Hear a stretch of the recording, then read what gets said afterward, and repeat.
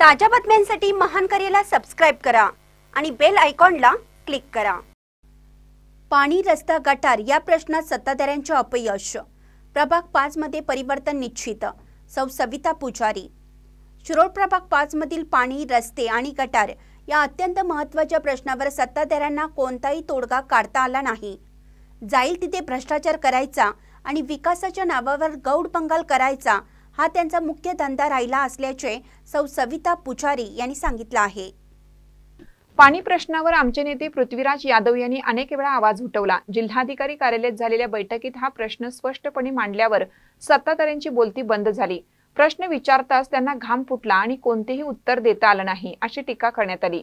फक्त आश्वासने देऊन त्याची पूर्तता न करण्याचा सत्ताधाऱ्यांचा 5 वर्षाचा अनुभव जनतेसमोर आहे। त्यामुळे आता नागरिकांनी बदलाचा निर्धार केल्याचे स्पष्टपणे दिसत असल्याचे वक्तव्य करण्यात आले। या सर्वाला आता जनता मूठमाती देणार आहे। आम्ही प्रभागासह सर्वांगीण विकास साधण्यासाठी निवडणुकीच्या रिंगणात उतरलो आहोत आणि आमचा विजय जवळपास निश्चित आहे। नागरिक घरोघरी भेटताना स्वतःहून औक्षण करून तुमचा विजय ठरला आहे, तुम्ही बिनधास्त रहा असं सांगत आहेत, असे सौ सविता पुजारी यांनी सांगितले। प्रभागात परिवर्तनाची लाट आहे आणि यंदा बदल निश्चित असल्याचा विश्वास त्यांनी व्यक्त केला। महानकर न्यूजसाठी महेश पवारसह विकास लवाटे, शिरोळ।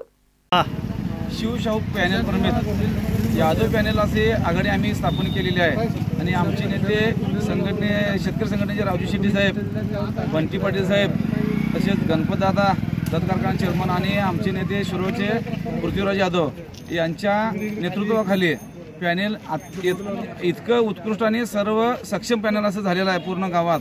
आणि त्यांच्या कामाच्या जोरावर आम्ही पूर्ण गावचा सर्वांगीण पूर्ण विकास करणार आणि पूर्ण भ्रष्टाचाराला मूठमाती देणार आणि ह्यांच्या जीवावरच आम्ही पूर्ण लोकांच्या समोर विश्वासाने आम्ही चालू आहे। आणि तेवढाच आमच्या जनतेला बी जनतासुद्धा आमच्या पूर्ण पाठीमागे राहिल्या आणि 1 ते 10 वार्डात 100% आमचा निकाल पूर्णपणे 100% लागला आहे आणि जनतेच आम्हाला सांगत आले की तुमचा गुलाल आता लागलेला आहे आणि तुमचंच पॅनल 100% येणार आहे आणि याची आशा धरून सुद्धा जनता आतुरतेने उभा राहिल्या।